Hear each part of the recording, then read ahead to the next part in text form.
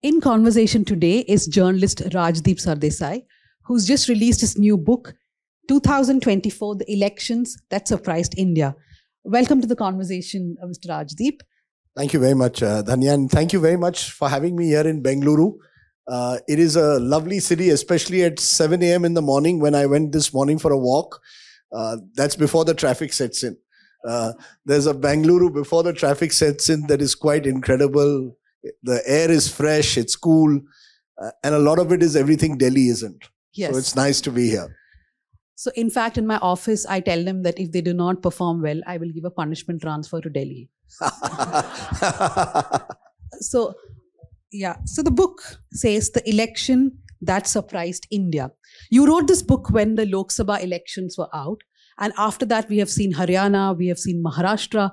So has the surprise now waned? And why? What did you mean by an election that surprised India? Look, Dhanya, this book was written over a period of 2023 and 24, eventually came out in November.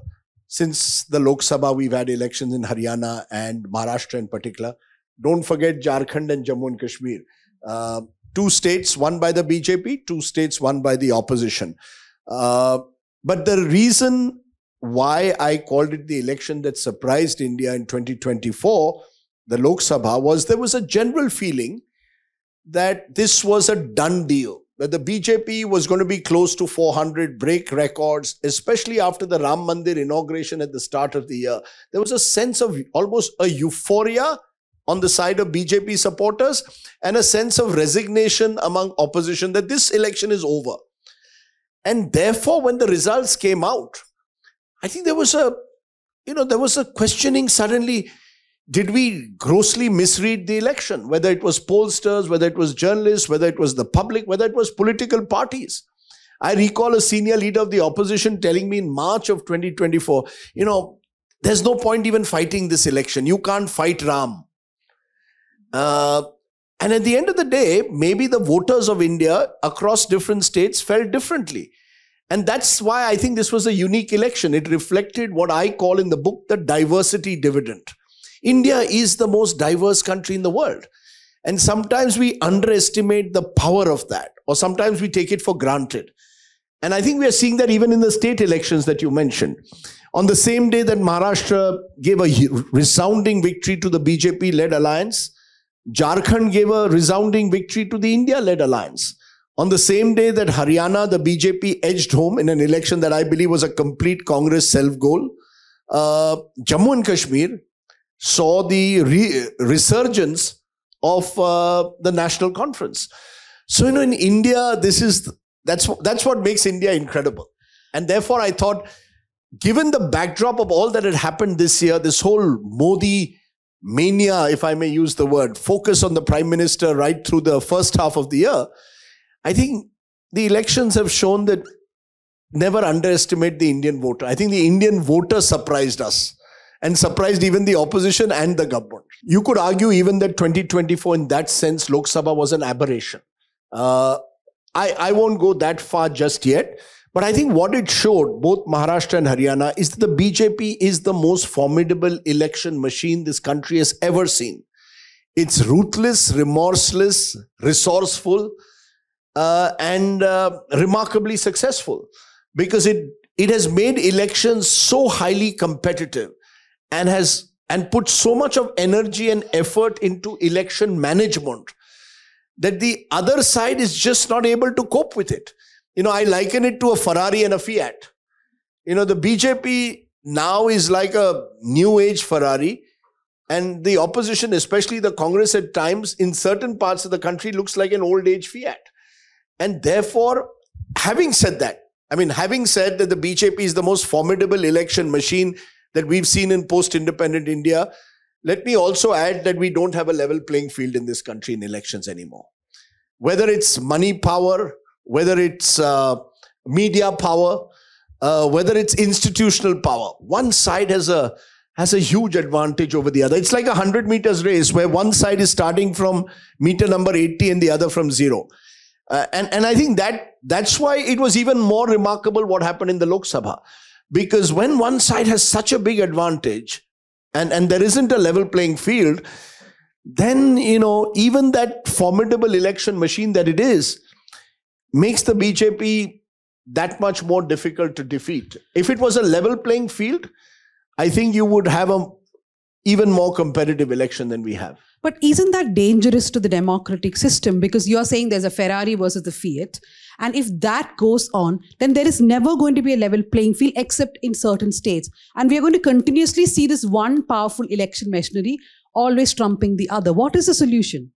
Before I come to the solutions, I think you're absolutely right. I think we as Indians should be at least pushing to ensure a level playing field to whatever extent possible. I mean, I think the biggest distortion taking place in our politics, and we are in Karnataka, where again, we see this distortion, is money power. Money power has distorted Indian elections like one has never seen. I mean, in Maharashtra, I know a few of the MLAs personally. They told me off the record they were spending between 40 to 50 crores. Now, some have even spent even more. And I'm talking of 40 to 50 crores. One of them told me was just in ensuring he was in a position to, if necessary, buy votes. Throw the money at people in that last week, which is the key week. Now, that's a lot of money. And how are you going to end that money power in the first instance? Because without there being some check on this sort of untrammeled use of money, it's a vicious circle that you find yourself in. Because if I invest 40 to 50 crores in an election, I want a return of at least double or triple of that. And you're seeing in state after state, just look at the way assets of our elected politicians increase every 5 years. It's whopping. The amounts are, it's recession proof. You and I, in COVID times, we have had falling incomes. People have had incomes plateauing, not our politicians. And this is across states. And that is where I think the real reforms must come in. You see, the Election Commission, sadly, has completely abandoned what its principal duty should be to ensure a level playing field. They've surrendered that, they've surrendered the constitutional duty that they have. Instead, we are looking at the wrong kind of reforms. One nation, one election is not going to change money power. We need to find ways in which we can make funding more transparent, in which there can be complete checks on how political parties are using money power. I don't know what the solution is, but there at least needs to be an effort that must be made by all political parties to come together to take a call on this. Because the problem I have is that these political parties will never bite the hand that feeds them. You see, it suits them at the moment to allow this money power to continue in this non-transparent manner. But surely a stage must come when thinking people will say enough is enough. Institutions must push back. You see, the problem is institutions are not pushing back. If institutions, whether it's courts, media, election commission itself, if they pushed back and said, look, we are going to monitor the way you're doing elections. And if we find that you're overspending, it's ridiculous. The actual amount, I think, is 45 lakhs, Lok Sabha, 90 lakhs. That's for the candidate, but the party can spend. And the party can spend, yes. So you have to have a check now on party expenses. I was driving from Mumbai to Nashik to Mumbai during the Maharashtra election. Trust me, every hoarding at 10 meters was a large BJP hoarding of Ladki Bahin. So I rang up an opposition leader. I said, aren't you all fighting this election? Because I don't see any hoardings of an opposition party. They said, you see what has happened? 3 months ago, the BJP booked all the hoardings. So I said, what were you doing? He said, no, they agreed to pay twice what is the sort of rate for a hoarding on the highway. Now, we could argue that, jo jeeta wo Sikandar. We live in a world where whatever it takes, you want to win an election. Sam, dam, danda, bhed. I'm not sure in an ideal world that's the way to go ahead. I can understand this winner takes all mentality is today's credo. But in the long run, I think it distorts and damages our democracy, because I'll just get, the number of people from the real estate sector. I don't know whether there are some in this audience, but, you might want to get into politics. Because across states like Maharashtra, Karnataka, where we are, Andhra Pradesh, Telangana, who are the people entering politics? It's people largely from the real estate sector who have easy access to cash. And it's completely distorting the ability of, let's say, a very young, talented individual working at a party level to enter electoral politics. There's a huge barrier now. I only say this half in jest. If Mahatma Gandhi fought an election today, he might lose his deposit. Because he just wouldn't have the money power to match the other side sometimes. And that's troubling. If people who are otherwise ethically strong cannot contest elections. We are even seeing parties like Aam Aadmi Party, which came into power and people said, it's going to bring a change in the way elections are fought. They've also had succumbed to the temptation of needing big money to fight elections. They have no option today. But also have elections become very unpredictable to even say that, okay, this party is going to win or not. In the book, you have said that Haryana, when you went to Haryana, you thought there is a lot of anti-incumbency. I remember watching a video of yours where you were in a fish market, I think in Andhra Pradesh, and you were asking a lot of people, who are you voting for? And they were not very clear about whether it's Jagan or Naidu. And you made a comment that people are either not saying or they're undecided. That's the same thing I felt when I traveled through Andhra Pradesh, that there's not a wave that you can see. But look at the election results, right? Jagan could not even win enough to become the opposition in that state. So are we getting elections wrong, or have elections become very unpredictable now? It's a tough question to answer, because you're right, every election surprises us. I mean, in Maharashtra, I thought that the Mahayuti, the ruling party, would win, but I didn't think they would win by such a big margin. Haryana, I was convinced that the Congress was winning. And I'm still trying to get my head around how they lost. I mean, it's a series of self-goals that they scored, including, not addressing the issues of leadership, of internal party rebellion, of organization. These are all issues that trouble the opposition. But look, Dhanya, we are a 97 crore electorate, 97 crore, out of which let's assume that about 60, 65, 68% vote. That's about 65 crore Indians voting. How do you and I predict, sitting in a fish market in Andhra Pradesh or wherever else, what is going to be the mood of the rest of the state? You see, I think we as journalists should stop predicting. We should just report. We don't, but I will come to the predictions. So I am trapped in TV because we have this exit polls. Everybody says, please tell us what your exit polls are saying. A lot of my friends are in Mumbai, my school friends, and they dabble in the market. I say, look, I switch off my phone for those 24 hours because I will not tell you what our exit polls are saying. But there's so much of interest to know 2 days before the actual results, what are the exit polls going to say? And it's bizarre because the exit poll is not the final number. But yet there is so much of interest in what is the exit poll saying. I think exit polls should slowly exit till such time as they get their methodology right. There are a lot of fly-by-night operators who are becoming exit pollsters. It's nice TV tamasha, but it's not the real thing. You see, in the US and other parts of the world, the counting starts almost as soon as the polling is over. In India, you've got this 48-hour gap. And that gap can, lead to speculation. So I think exit pollsters are part of the problem. Journalists who predict elections and say, I know exactly what people want, are part of the problem. Because Indian elections, as I said, Dhanya, at the start are so competitive. How do I know how many independents will get how much vote? This is what happened in Haryana. Haryana, the BJP very cleverly put up a lot of independents, sponsored them, so that the vote against them got divided. So if there was a strong Jat candidate of the Congress, they put up 12 other Jats. And all of them were independents. Now, how do I know which independent will get how much votes? Against Vinesh Phogat, she just squeezed home in the end. But there were about 10, 12 independents contesting against her.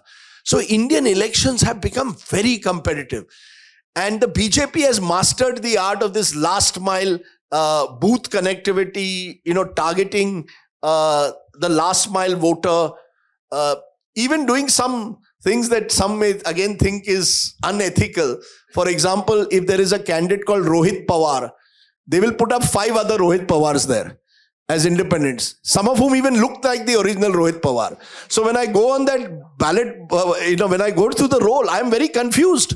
Who is the real Rohit Pawar this happened in Maharashtra? Rohit Patil. Rohit Pawar is another candidate, but there was a Rohit Patil. There were 5 others by that name. But is that the only problem? Like, for example, in whatever you said, I can point out so many issues on how elections should not be conducted, right? For example, the opposition, or there are a lot of people who after every election may cast doubts on the voting process on the EVMs. But since we do not have the proper proof for that, but there are so many other things that are happening: voter deletion, voter suppression. Like you said, simple things. It may sound funny, but it's actually serious if your vote is getting cut because there are 10 people who have your name, right? So in so many other ways, India's elections are being compromised. Absolutely. I'll give you one example that is troubling me now, and I still haven't got a response from the Election Commission of India. Between June and October in Maharashtra, 40 lakh voters were added. 40 lakh new voters were added between June and October. In the previous 5 years, 32 lakhs were added. How is it that in 5 months, 40 lakhs were added, previous 5 years, 32 lakhs? Now, I still haven't got a clear answer from the Election Commission. Maybe there's an answer, but it is linked somewhere to the lack of transparency. I think we need a proper audit. There should be an audit before and after the elections on the electoral rolls, on all the concerns that whoever loses or the opposition party has. We've now taken it for granted. EVMs are there, winner takes all, without any proper auditing. And because of the problems you mentioned, voter suppression, voter deletion, voters' names being added, there is a lack of confidence and trust in this process. And I think we should be worried as a people, because we have taken great pride as a country that we have a free and fair election process. And truth of the matter is, the process is perhaps not as free and fair and needs, like everything in life does, maybe some kind of review. What is the harm in reviewing an election process to ensure that everyone in this room and everyone across this country gets greater confidence in the process? Why should a village in Maharashtra say we are going to now again have a re-poll because we don't trust the verdict? You see, it cannot also be that every time you lose, you blame EVMs, and when you win, you're okay. Now, that cannot also be the solution. We need a solution wherein there is an auditing of the process, and that auditing must be made public. What's the harm? If you have nothing to hide, why don't you make the process more transparent? But if you or I ask any questions to the Election Commission, we will hit a brick wall. They're not willing to answer questions. Now, if you're not willing to answer questions, I will then continue to raise doubts. Now, one doubt that I raised in the book: 543 Lok Sabha constituencies, in 537, votes polled don't match votes counted. Now, the margin may be 1,000, 2,000 votes only, but you must explain to me, it's a perfect process, I thought. If EVMs are so perfect, why should votes polled and votes counted not be matched properly? Now, this was raised by ADR, Association of Democratic Reforms, which has a Bengaluru chapter headed virtually from here. Why didn't the political parties raise it? You see, politicians need to come together, I think every 10 years at least, to say that, and across the world, people are moving from EVMs back to ballot boxes in many parts of the world. Because maybe anything that is controlled by a machine, the fear is who knows whether there's some hidden hand somewhere. The VVPAT has a symbol loading unit. Now, is that symbol loading unit something that perhaps needs to be relooked at in some way? Should we have 100% VVPAT? Have one election where you do an EVM count and also have a proper paper trail. Nothing wrong. India has enough time. We want to convert even counting into a T20 match. I want the election result now. Do it over 3 days, if necessary. If that, as used to be in the past. Do whatever it takes to restore, I believe, public confidence completely in the election process. It will help for the future. I'm not saying this from any one party's viewpoint or other. It's very interesting. When the BJP lost in 2009, a book was written by a BJP leader, GVL Narasimha Rao, with a foreword by LK Advani saying EVMs, there's something wrong with EVMs. 15 years later, Congress is saying there's something wrong with EVMs. I'm saying if both of you have a problem when you lose, come together and find a better system so that neither of you have a loser's lament and the voters also feel, chalo yaar, at least the voting has been done in a free and fair manner. Because these numbers that I'm throwing at you, 40 lakh new voters, all of this needs some kind of forensic examination. Otherwise, a stage will come and one day, who knows, opposition will say we are boycotting the election. This is what happens in countries like Bangladesh. People say, we don't have any faith in your process, we will boycott the elections. Let's not even think or contemplate that situation will come. Let's preempt it with a more proactive election commission. So when we ask for accountability from the election commission, you have been saying that we need a better process, right? I personally feel that the media has not done its job in asking questions. For example, when the Karnataka elections were happening here, we reported on how voters are being their profile is being taken and perhaps they're being deleted. The Election Commission of India was forced to act because there was proof. We provided proof. And in 3 constituencies of Bangalore, because of the work that we did, the Election Commission said there should be a check of the electoral poll, of the electoral list, of the voters list. So if the media also has taken a step back, the media also treats the election now as not as a T20 match. So when we have not done our jobs well, for example, when the case is in the Supreme Court saying why can't all VVPATs be added, the media did not even add to a conversation in this country. So how has the mainstream media actually let India down? The media is the elephant in this room. Har room mein hathi hota hai, and the media is one of those elephants in the room. You all did sterling work during the Karnataka elections in exposing how private agencies had access to this data, which they were then selling virtually to political parties of voter identity, which is extremely dangerous. I mean, why should a private agency in the first instance get access to this data of voters and then be in a position to virtually sell it to a political party? And the Election Commission didn't seem to know till you all exposed that story. Look, I think the media, particularly the so-called mainstream media, has simply got carried away at times with just the surround sound, without doing the kind of forensic examination that will be needed. As I said, I've just thrown one number today at you at 40 lakhs new voters added. Now we need to go take the next step. Who are these 40 lakh voters? How did suddenly so many voters come up in a state like Maharashtra? These are questions to be asked. As I said, there could well be some answers that the Election Commission may have. But if we don't ask questions, we won't get answers. I think the problem is we are increasingly unquestioning and uncritical of those in authority. Far too many people in authority across institutions in this country get away with it. But I want to quickly move on to the next topic, which you did touch upon, exit polls. Why do we have exit polls? Is it just a TV spectacle? And I want to ask one more question. How much money rides on exit polls? What is the kind of money that TV channels make? Because in your book, you are giving me some insight, but you're an insider and you're not giving me enough insight. Therefore, I'm asking you this question. Why do we have exit polls? What is the kind of money riding on exit polls? Look, I've reported what happened during the exit poll. I've even suggested how, if you recall, the day after the exit poll, there was a huge spike in the stock markets.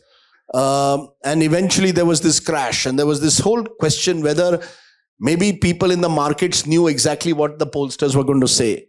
And I pointed out the conflicts of interest. You have pollsters who are polling for TV channels and also polling for a political party.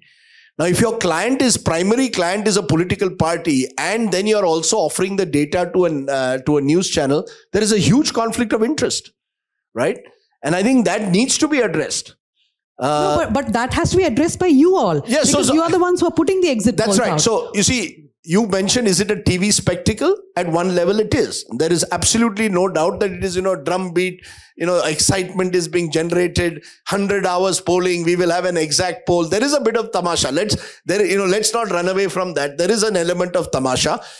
And I think, for example, we didn't do an exit poll this time during the Maharashtra election. So I think we've learned our lessons. We've realized that, all we are doing is further eroding our own credibility. When we get it right, we dance. And I've danced in the studio with our pollsters, most embarrassingly.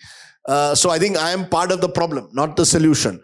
But I think we've all realized that it's important to take a step back. Realize that exit polls are not exact polls.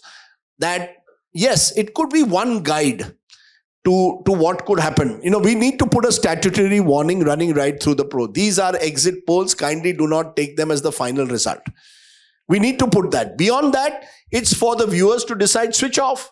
No, but I don't think across the world, Danya, there are exit polls. Please, let's not say UK has it, US has it. It is not an illegitimate form of gathering information or forecasting. It's just that we are not doing it well enough, perhaps. Or, as I said, there are fly-by-night operators, or there are people with stark conflict of interest. If I am polling for a political party and also giving those numbers to a news channel, I should have the I should transparently say, please, I also polled for the BJP. I mean, we did say in our program that our pollster at the time, Pradeep Gupta, also polls for the BJP. Please keep that in mind. I've never hidden that from the public. Now, if you go into and watch those numbers with the knowledge that he's also polling for the BJP, then it's for you to decide, do you want to invest in the stock market based on him? You know, that is a call. I can't stop the viewer or the reader from taking those calls. All I can do is provide information. But yes, on hindsight, I think we need to just take a step back from exit polls and say, yeah, let's wait for results day. And I hope that the results day is not a T20 match. I believe this counting process needs to also become a little bit more exhaustive and transparent. So, because we are on the media, another question I want to ask is, one thing the BJP has been sort of successful across all states is in for othering Muslims. Whether it's this jihad or that jihad or the other jihad, from the state of Kerala to everywhere, there are different things that the BJP brings up which has helped in othering Muslims to a large extent. But unfortunately, the media also plays a role in this, especially TV media, both in English and in Hindi. How do you look at that? Tanya, you're going to engage in TV bashing. No, but I want to ask your opinion as an insider. Look. Again, this I have addressed in my book. And I give the example in the book of COVID again. Many of you or some of you will recall that there was a Tablighi Jamaat conference in Nizamuddin in Delhi. This happened around the time that COVID was first, cases were being reported. There was a spike in COVID. And immediately people drew a connection between the Tablighi conference and the rise in COVID cases. There was no clear such connection at all, because COVID was by then spreading across the country, not just in some pocket of Delhi. But the way the media projected it, they put a hashtag calling it Corona Jihad, to the point where Tablighis were being even picked up, were being locked up, were being detained at least. And more worryingly, the message spread out somehow that don't trust Muslims who may well be Tablighis. And in some colonies, vegetable vendors who are Muslims found themselves being economically boycotted. I found that hugely troubling, because that is precisely where the point you make, the othering, the demonization. Don't just blame TV media for it. I saw it on social media. I saw social media trends, hashtags coming up. Because social media has become even more vicious. In many ways, there is no control over social media at all when it comes to such othering of a community. And then interestingly, 1 year later, Kumbh Mela takes place. In March of 2021, just before the second wave of COVID. I didn't hear anybody say Kumbh Jihad, right? And that was patronized by the state.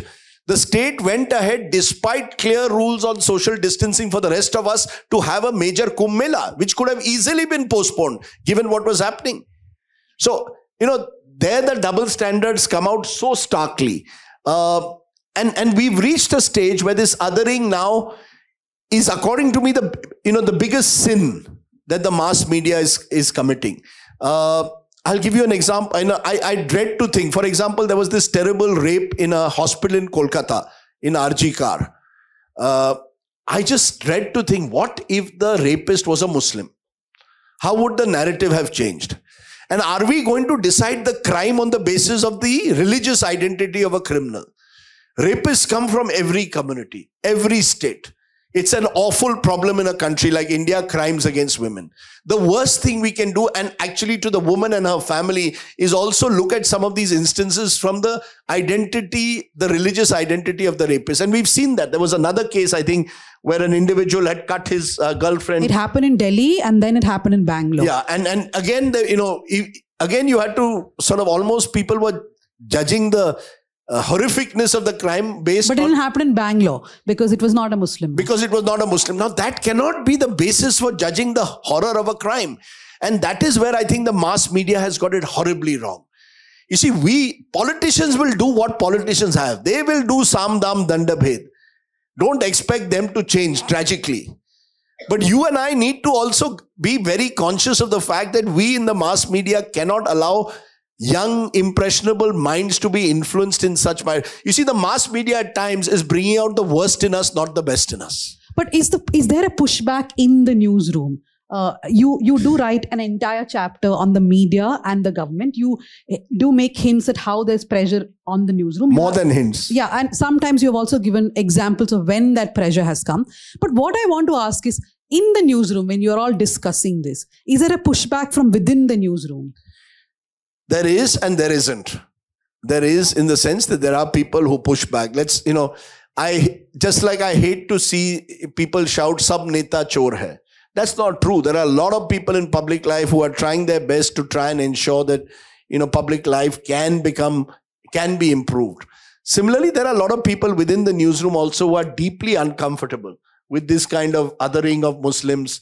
I have Muslim friends sometimes in the newsroom, and I can see somewhere that they are deeply uncomfortable. I find it tough to look at them at times in the eye, because why should a young Muslim today be held responsible for what happened 300 and 400 years ago? So there are those who are looking for a pushback, but it's not easy, only because, you see, the environment has got so toxified, so polluted, that we are always looking over our shoulder. What is the other channel doing? What is the other newsroom doing? Who is saying what? And we are in the process normalizing hate. My biggest concern, and I know this is a very polite gathering of fine Bangaloreans, Indian citizens, is somewhere all of us are allowing a kind of hate politics to get normalized, looking for a hidden enemy. I make this point that when I joined journalism in 88, 89, there used to be a slogan, "Jo Hindu hit ki baat karega, wahi desh pe raj karega." And I was uncomfortable. Maybe it was the way I was educated. I just thought, "Jo Bharatiya ki baat karega, Bharatiya ki hit ki baat karega, wahi desh pe raj karega." But the slogan was Hindu hit. Today, that is a mainstream slogan. Today people will say, "Ha, yaar, hona chahiye, it's a Hindu nation." Maybe I'm at odds with this. I believe this is the greatest country in the world, Dhanya, because it is a country which is so diverse. We should embrace India's diversity. This is what makes this country special. I was coming on the roads of Bengaluru. I saw on one side there's a church, another side there was a mosque, third place there will be a temple, and that is India. This is why this country is, to my mind, so precious. You come to South India, the food changes, the language changes. You go to another part within the south of India, the language, your state of Kerala, just look at the unique diversity. But it is very easy, I believe, to spread hate. And, there's a dialogue, I think, from Bajrangi Bhaijaan, "Nafrat phailana bahut aasan hai, pyar baantna mushkil." And I think, somewhere we have to understand the meaning of that. It's not easy to fight the forces of hate, particularly when they get linked to religion, because we are all number of Hindu. You have every right to feel, to celebrate your religion or your religious identity. But when that is used as a weapon to target someone else, then there is a problem. It's a fine line. Within Hinduism, there are so many wonderful traditions. I went once to the Kumbh Mela many years ago, the Mahakumbh. And I was just struck by the diversity within Hinduism. Koi Naga sadhu is there having his kheer and whatever, pure milk. Somewhere there is a lady doing some different kind of puja. But they are all part of this unique. Now, do we want to, in a way, damage our diversity? And I think a newsroom needs to also recognize the importance of diversity. And therefore have many more voices. We don't have enough, I believe, Dalit voices in newsrooms. We don't have enough Adivasi voices in newsrooms. How do I know what a Dalit is going through? Now there are Dalit youngsters who are bringing out very good websites, reflecting their anger, their pain. As I said, in polite gatherings like this, we may say, what is this caste and what is, but these are real issues that people have been confronted with. Let's find ways to accept each other, embrace each other, rather than pit one against the other. And that's what our politicians do. We in the media should be moving away from that. I've given you a long answer because I'm trying to sort of assuage my own guilt in a way over the years of not perhaps having done enough to maybe build bridges. We should be bridge builders, not building walls. I want to end the session by asking a final question about a man who's not been mentioned in the entire conversation, Narendra Modi. So you have been... You've not mentioned Narendra Modi, you've not mentioned Rahul Gandhi. Good. Yeah, because I thought every other conversation is about Rahul Gandhi and Narendra Modi. Let's not mention. I'm glad you haven't. Yes. But the final question will be about Narendra Modi. In the book, you do write that his oratorial skills, the fact that he's from OBC community, his managerial skills in bringing a party together, all that has worked. But when you hit the ground in 2024, do you feel that all this still works for Narendra Modi, or has that phenomenon gone down a bit? Okay, I'm going to give again a slightly longish answer because, you know, I started journalism in 88 and I met Mr. Modi first in 1990 at the Rath Yatra that he was organizing the Gujarat leg of. Since then, our relationship has gone up and down in the last few years, mainly down. But over the years, we were, So down that there was a police case. So, I'm not blaming him for filing a sedition case against me. But look, when you've covered a politician for more than 3.5 decades, there can be highs and lows. And therefore, my answer to Narendra Modi's politics is also more complex. I don't like to reduce it to black and white. Look, he's quite a remarkable politician at one level. To consistently win every election for more than 2 decades where he's been on the ticket is not an, is quite an extraordinary achievement in some way, because even this year, look at the number of incumbents who lost, whether it was the Democrats in the US, whether it was the Conservatives in the UK. Post-COVID, most governments have found it very difficult to get re-elected. Mr. Modi did. He may have got 240, but he's still the Prime Minister of this country.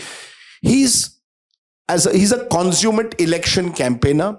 He's a consummate communicator. And he has the ability to connect with specific audiences. Cannot be denied. I think we must accept his strengths. But there are weaknesses too. The problem is, in India today, we are so polarized that, are you with Modi or against Modi? Ab aise nahi hota hai na. There may be, he has certain things which are his strengths, which you've got to appreciate, because he's in politics. He's a power politician. You and I may be uncomfortable with some of the things he says and does, but he's there to acquire power. I think he was also there, luckily for him, at the right place at the right time. Manmohan Singh had completed 5 years. His second half of the 10 years, the 5 years between 2009-14, was seen as leading a weak, effete, and dare I say, corrupt government. That's what India Against Corruption successfully managed to do. Even though I don't believe Dr. Singh himself is among the most incorruptible people I have ever met in public life. Quite remarkable in the way he has lived his own life. But the impression went on. It was along comes Mr. Modi and says, I'm going to give you a corrupt-free government. So from a sort of coalition, effete, weak Manmohan Singh, he was seen as a weak prime minister. You come across to chappan ki chhati hu main. An Indian said, okay, we want a strong man. And, he's going to get everything right. So he was there at the right place at the right time. Plus, remember, he was confronted with Rahul Gandhi, fifth generation dynast. So he said, "Arey, ye to parivar hai. I have no parivar. I am a chai wala ka beta." It was a perfect enemy. If you had to choose a cricket match for a perfect opponent, Modi would always choose Rahul Gandhi. He's the perfect bowler to bat against for him. So he was there at the right place at the right time. But I think some of the forces that he has unleashed in terms of centralizing politics, that all decision making is concentrated around him and the Prime Minister's office, to the point where whether it's Parliament reduced to a notice board, whether it's the media which is being strangulated in different ways, whether it's the judiciary which appears to become pliable, I think all of this is dangerous for democracy. So, that's why I said you've got to I could give an even longer answer if I had more time. But the truth of the matter is that you've got to see politics in a more complex way than black and white. Mr. Modi is a complex figure. He's a strong man, but he's also a narcissist, obsessed with himself and his own image. He knows how to use technology to deliver last mile, with his welfare schemes and using the JAM Trinity, Jan Dhan, Aadhaar, mobile, very successful in scaling it up, even in terms of infrastructure, very clear in targets, in terms of micro planning some of those targets. At the same time, he's also someone who's allowed religious divisiveness to grow. So how do I, he's a complex figure. I have noted down some of the things that you have said. Characteristic vindictiveness, domineering, high-handed, bellicose politician. He is. He's all of that also. He's all of that. He's deeply vindictive. But still he works when it comes to India's elections, and as you travel, you feel Narendra Modi, the name still works. Oh, absolutely. You see, because I think you're also only as good as your opposition is. And the opposition in this country has just not got its act together for the last decade. They come across as squabbling with each other. They come across as lacking any coherent narrative other than anti-Modiism. Now look at what has happened. 6 months ago, Aam Aadmi Party and Congress come together for the Delhi elections. Now there's a Delhi state election, they are fighting each other. How do I as a voter then trust them? If the same group which comes 6 months ago and say, we are an India alliance, we are fighting for preserving democracy. 6 months later, you're fighting each other. It doesn't resonate. You see, you're going to need, the opposition is, Mr. Modi's strength is partly because of the opposition's weakness. I think a stronger opposition with a more robust leadership could offer him a huge challenge, especially post-COVID, because number of the promises Mr. Modi made have not been met. He said, I will double farm incomes. What happened? You haven't doubled farm incomes. The truth of the matter is you promised, that you're going to create, you're going to create far more employment. We can dispute whether he said 2 lakh jobs a year, but the fact is, he said, I'm going to build a more employable economy. It's not happened. SMEs have struggled post-COVID. That's the reality. Now, you need a stronger opposition that can bring this forward in a more coherent manner. So I think part of his success is because of the opposition's weakness. And I hope that, the opposition realizes that just as Mr. Modi has a lot of negatives, they also have negatives. The problem is that we are so polarized. Either, so if you're not with Modi, you're supposed to be with Rahul Gandhi. Yeah, but ye kya ho gaya? People will cut and slice what I have said to you. They will take, when I said vindictive, bellicose, all of that. Dekho, anti-Modi hai. They'll also cut, you said Modi is a remarkable politician. And say, see how Rajdeep has changed. No, I have not changed. Look, I am an observer of politics, right? Now, when you're in power politics, and I don't think Mr. Modi claimed that he's not a power politician. You see, Rahul Gandhi says power is poison. Now, how can you be in politics and say, politics mein power to chahiye. He may not want it, but his party is desperate for it. And let me be fair to Rahul Gandhi also. I think to be fair, his Bharat Jodo Yatra, the ideological conviction he showed on it, some of what he spoke about Mohabbat Ki Dukaan, these are all to be appreciated. It's not easy, Dhania, being an opposition politician in India. Because because who knows, the ED will come knocking on your door tomorrow. One of the bizarreness, and I do that in detail in this book, while I didn't look at the Election Commission with detail, I look at the Enforcement Directorate with great detail. Because I am struck by the fact that the ED only seems to operate in opposition ruled states. Are you telling me money laundering only takes place in opposition ruled states? Come on. They're taking this country for a ride there. So I think, and Rahul Gandhi has raised some of these issues and consistently raised it and rightly raised it. When airport tenders and airport contracts are given to only one person with no history in airport building, when suddenly a company which owns Mumbai airport, the country's most valuable airport, overnight gets raided, next day we hear that they've given the airport contract to another corporate. These are questions that are legitimate to ask. And Rahul Gandhi is right in raising them.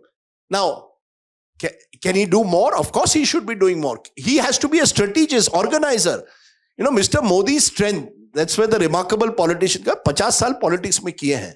Started off as a pracharak, state secretary, national general secretary, spokesperson, chief minister, and then a prime minister. That 50 years experience is very valuable for anyone in any profession. And I think that is one of his strengths, that he is able thereby to adapt to situations because he's seen it all over the years. Rahul Gandhi has had a relatively cotton-wooled existence. He's been cotton-wooled by contrast. So, these, as I said, these are complex issues. I hope that's why you need to write a book. You see, I think what happens on TV, ek taraf, main Rahul Gandhi ka supporter, dusri taraf Modi, they fight with each other, shout at each other. You and I are entertained over dinner. Some are not entertained also. But either way, some switch off straight away. But you see, it's more complex than that. In fact, as a final parting shot, let me say, I recommend TV viewing in 2 circumstances. One, if there is someone in your family who has low blood pressure and you need blood pressure to rise. The second, if someone in your house is in coma and you need them to recover. Because there's a lot of noise. I don't recommend for even this. Even this, okay. Yeah. No, but then you should read the News Minute. But, my sense is we have reduced complex issues. Even the Hindu-Muslim question is a very complex one. There is the rise of Islamic radicalism, but there's also the rise of this Hindu supremacist identity. And both are feeding on each other. And both, I think, are dangerous. And particularly because we are a Hindu country in terms of majority being Hindus, Hindus should understand the implications of that. So, these are complex issues that we want to reduce to black and white. Are you with Hindutva or not with Hindutva cannot be the answer. I think we need to find a better way to conduct our public discourse. Our public discourse is too polarized, even on WhatsApp groups. People leave WhatsApp groups if they don't agree with what somebody has said. Nobody wants to have a dialogue. There's a lovely word that Gulzar Saab, the great lyricist, says. He said, this is a great country because yahan samvad hua karta tha, dialogue. You had conversations with each other. Now we don't converse. We shout at each other. And WhatsApp has made it even worse. I mean, one of the frightening aspects, Dhanya, since you mentioned media, but think about this. The day before the Maharashtra election, there was a WhatsApp doing the rounds that the Siddhi Vinayak temple is going to be taken by the Waqf board. And an aunt of mine rang me up, Rajdeep, is this true? I said, madam, no, but it's on WhatsApp. They're showing a video. I said, madam, these things, this fake. Now, it is fake news is going to tens of thousands. Think of the impact it's having on minds. We live in very troubled times, which is why we need to step back, have a dialogue, find ways, conversations with each other. You and I need to do much more you particularly, me less, since you're still in the heart of it, to do much less to find ways to fight fake news. There's so much of disinformation going on today. And it's frightening when you think of it. So, that's what I want to say. Thank you very much. So we need more conversations around complex issues, no more black and white. Thank you very much to everyone for joining in this conversation.